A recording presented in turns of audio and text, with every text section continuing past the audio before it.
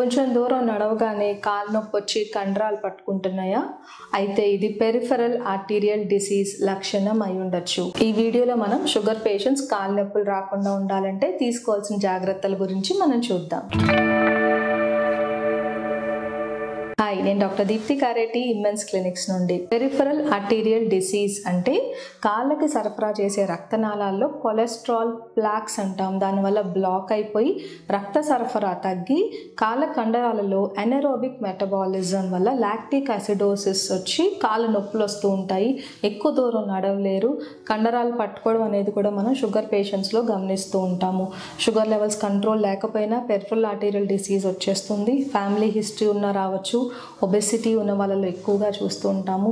Smoking చేసే వాళ్ళలో ఖచ్చితంగా పెరిఫెరల్ ఆర్టీరియల్ డిసీజ్ అనేది వస్తుంది. కొలెస్ట్రాల్ లెవెల్స్ పెరిగిపోయినా, బీపీ లెవెల్స్ పెరిగిపోయినా కూడా పెరిఫెరల్ ఆర్టీరియల్ డిసీజ్ వచ్చే అవకాశాలు ఉంటాయి.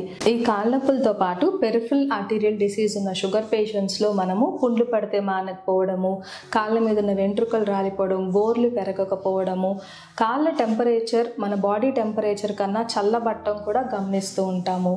డయాబెటిక్ పేషెంట్స్లో పెరిఫెరల్ ఆర్టీరియల్ డిసీజ్ ఉంటే వాళ్ళకి గుండె జబ్బులు మరియు పక్షవాతం వచ్చే అవకాశాలు కూడా ఎక్కువగా ఉంటాయి. కాబట్టి దీన్ని ముందుగా గుర్తించి ట్రీట్మెంట్ ఇస్తే చాలా మంచిది. షుగర్ పేషెంట్స్లో కాళ్ళ నొప్పులు తగ్గాలి, లేకపోతే పెరిఫెరల్ ఆర్టీరియల్ డిసీజ్ రాకుండా ఉండాలంటే వాళ్ళు తీసుకోవాల్సిన జాగ్రత్తలు: మొదటిది షుగర్, బీపీ, కొలెస్ట్రాల్ 3 కంట్రోల్లో పెట్టుకోవాలి. రెండవది స్మోకింగ్ అలవాటు ఉంటే ఖచ్చితంగా మానేయాలి. అధికంగా ఉన్న బరువు తగ్గండి. రెగ్యులర్గా వ్యాయామం చేయాలి.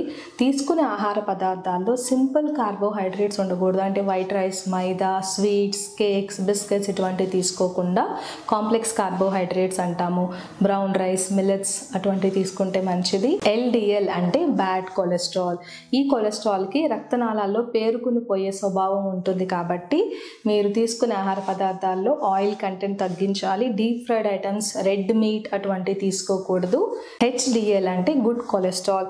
ఇది రక్తనాళాల్లో పేరుకుపోకుండా కొవ్వును అనేది మెటబాలిజంలోకి పంపేయడం అనేది జరుగుతుంది. కాబట్టి ఆహారంలో హై ఫైబర్ ఫుడ్ అంటే millets, nuts, walnuts, apple, oats ఇటువంటి రెగ్యులర్గా తీసుకుంటే గుడ్ కొలెస్ట్రాల్ పెరుగుతుంది.